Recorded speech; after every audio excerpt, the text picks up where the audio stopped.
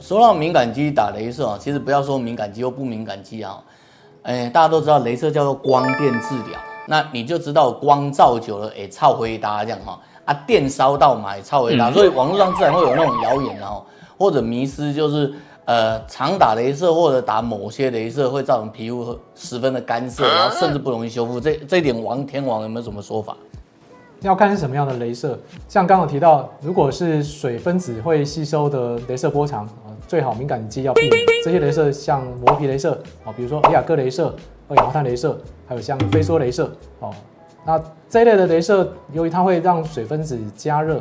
那对于敏感性的肤质来讲，就这些热能会让它产生一些血管扩张的变化。但是同样是加热，如果说这个时候有冷喷比如说同时有做一些喷洒冷媒，让你表皮冷却，然后只让你的真皮层以下受到治疗，那这一类的光电治疗是相对比较可以的比如说像染料雷射，或者是像一些电波类的治疗。我要特别讲一下染料雷射，有些敏感性的肤质其实反而打染料雷射会改善。那这原因除了染料雷射它会破坏一些不正常扩张的微血管之外，它有个很特别的功能，它会产生一种 TGF-beta。这是一种这种特别的 cytokine， 就是细胞激素。那这种细胞激素它有多重功能，包括了它会让皮肤抑制发炎，同时呢，它会减少一些粉刺的形成。那除此，它还会刺激一些新生的胶原蛋白合成会让皮肤变得比较肤质反而会变得比较好一些。所以不是说敏感性的肤质就绝对不能打雷射，但是要看打什么样的雷射。那另外还有看医师的能量怎么操纵这些都是非常重要的。好了，我很快 summary 一下。简单讲就是说，不管你做哪一种雷射，第一个挑雷射是很重要的尽量挑那种不太伤害的雷射嘛，对吧？第二个表皮的保护很重要，所以一的是挑那种专门针对下方的真皮部位的雷射或治疗，或者是你表皮要做一些冷喷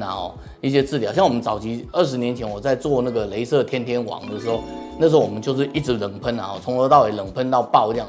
一台冷喷机要将近20-30万，你知道吗？这实在是不是人能够操作的基本上你把皮肤保护好，基本上雷射不太会出现越打越色的状况。这样说对吧？对。这集录很久那个非常漫长，这样终于来到尾声，我们总要告诉各位，你看怎么选雷射，然后打错会怎样，打对会怎样。现在打完了，然后而且很顺利的打完以后，我们要怎么样保养才能让皮肤能够顺利的度过，而且取得雷射最好的效果？你打雷射不是为了要伤害嘛？你打雷射是为了要漂亮。Yes。然后我们请王医师先讲一下，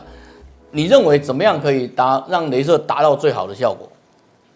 刚刚提到趋吉避凶原则我们一样就是先看看你要处理的问题是什么，然后选了对的雷射之后，那在后面的保护措施也是很重要的刚刚说趋吉避凶嘛，就避开会让皮肤受伤的一些情境或环境里面很重要就是紫外线所以像刚刚提到的一些热或辣的食物、闷热的环境、晒太阳、剧烈运动、情绪起伏等等能够尽量减少那酒精类的东西也尽量避免。然后再来就是要让皮肤变成比较稳定。那这个时候呢，我们都是绕着表皮屏障来做处理。表皮屏障它基本上就是有很多含水保湿的物质。那我们皮肤正常来讲，它有正常的含水量，大概是20%到35%。那当它太干燥，甚至干燥到10%以下的时候，这个时候它里面很多正常的酵素系统就变成无法正常工作了。那就会出现很多皮肤干燥的问题就可能是宋医师看到一些皮肤监测看到一些状况，那这些问题会造成你的皮肤表面会翻起来感觉变得很干涩涩的，然后会有一些脱皮脱屑。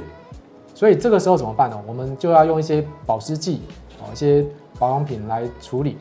那什么保养品是最好的？它没有标准答案，要看你自己的皮肤，然后可以做一些测试所以肌肤监测我是觉得相当的非常有用。同时呢，在你选择好的产品之后，那接下来呢，你还要正常的使用比如说像有些人他想皮肤糟糕受伤了，我们要用保湿面膜，这个要小心。保湿面膜也不能过度使用，原则上大概就是每个礼拜用个1次你知道密集点顶多3天1次的。为什么？这是有科学根据的。我们表皮屏障它在受伤之后，通常它在大概年轻人在12小时之后大概50%-60%就会恢复了。可是你要完整恢复要72小时。但是当你年纪越大，大到75岁以上的时候，这个原本3天可以完成的一个过程，就会拉长到1个礼拜。好，所以我们在做这些保湿的情况，你可能要注意，面膜本身算是给水，可是你在面膜干掉撕掉的那一瞬间，可能会对皮肤也是一个刺激，有一个剥脱性的变化。那这个时候呢，也会对皮肤可能造成一些伤害，所以建议面膜也不要过度频繁使用。然后呢，有些对皮肤造成伤害的东西，比如说一些酸类的东西，酸类焕肤我们知道可以去除一些老旧角质，可是我们要强调，我们刚看到一些图片嘛，角质层是我们的朋友，不是敌人，它是我们的盔甲。那敏感性肌肤的人，这层盔甲更加重要。正常肤质的人，这个盔甲掉了，很快就补充回来。可是敏感性肤质的人呢，他没有这么顺畅的一个补充的速度，所以呢，能够尽量不要去破坏这个盔甲是很重要。所以一些酸类的焕肤，你可能要很谨慎，甚至不要使用。有些美白类产品也会有点刺激性，那这个可能治疗雷射之后，也许过了3天以上或72小时，或者是1个礼拜以上再使用。然后有些清洁力非常好的界面活性剂，有些是这样的一个清洁力很强的东西，你可能在打完雷射1个礼拜之内，可能也要很小心，甚至不要使用。